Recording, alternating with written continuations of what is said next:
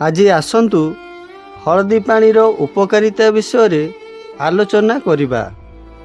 मुख्यतः हलदी को आम समस्ते मसला हिसाब रे व्यवहार करिथाउ। एहाकु मध्य पुरातन जुगरु विभिन्न रोगर उपचार पई व्यवहार करा जाउथिला। आज मु आपनकु हलदीर किछि आश्चर्यजनक फायदा विषय कहिबी, जहाँ शुणी आपण आश्चर्य हेबा सहित मने विचारिबे जे मु आज पर्यंत कौन पाई हलदी पानी पीउ नथिली।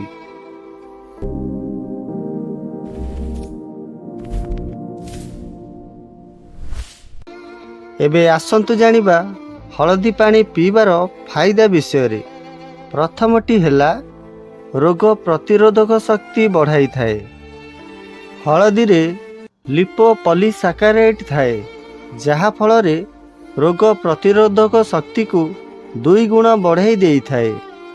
सर्दी काश और इन्फेक्शन को यह दूर करि थाए। प्रतिदिन हलदी पानी को सेवन कले कौनसी प्रकार भाइराल इन्फेक्शन हेबार चांस कमी जाई थाए। द्वितीयटी हेला क्षत होइथिबा स्थान को जल्दी सुखाई दे थाए। जदि आपणक शरीरर कौनसी स्थान खंडिया होई थाए, हलदी पानी को सेवन करिबा द्वारा यह जल्दी सुखी जाए। तृतीयटी हेला आर्थराइटिस रु रक्षा करे।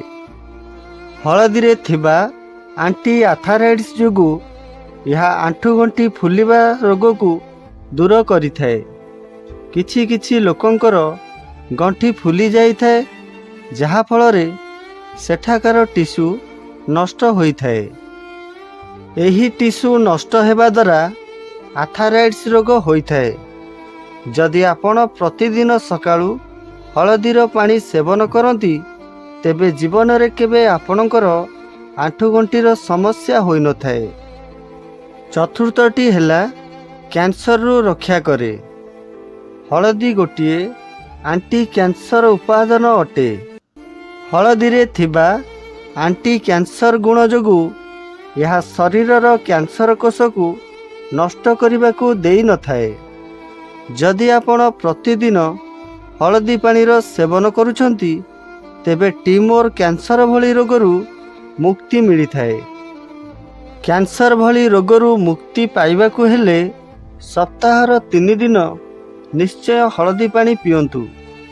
वर्तमानर रेडिएशन जुगरे एवं खाद्य पदार्थर कुप्रभाव जोगु कैंसर रोग द्रुत गति रे मारी चलीछि। तेणु हलदी पानीर सेवन द्वारा कैंसर भली रोगरू रक्षा मिली थाए। पंचमटी हेला कोलेस्टेरॉल। प्रतिदिन हलदी पानी पीले आम शरीर रे थिबा खराब कोलेस्टेरॉल को ह्रास करि थाए। यह रक्त को गाढ़ हेबाकू देई न थाए।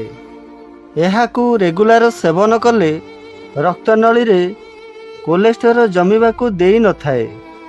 हृदरोग और आर्थराइटिस रोग को मध्य दूर करि देई थाए।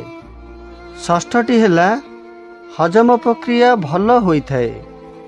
हलदी पानी डेली सेवन करिबा द्वारा यह शरीरर पित्तकोश को सृष्टि हेबाकू देई न थाए। तेणु आपण जहाँ भी खाद्य खाती यह हजम प्रक्रिया को साहाय्य करि थाए। जदि आपण प्रतिदिन सकाळु 1 ग्लास गरम पानी सहित हाफ चामच महू मिसाई प्रतिदिन सेवन करती, यही सब रोगरू आपण को लाभ मिली थाए। हलदीर उपकारिता विषय आपनकु केमिति लागिला कमेंट करी आपनका मतामत निश्चय जणाइबे। रहुछि, देखा हेबो परवर्ती वीडियो रे। जय जगन्नाथ।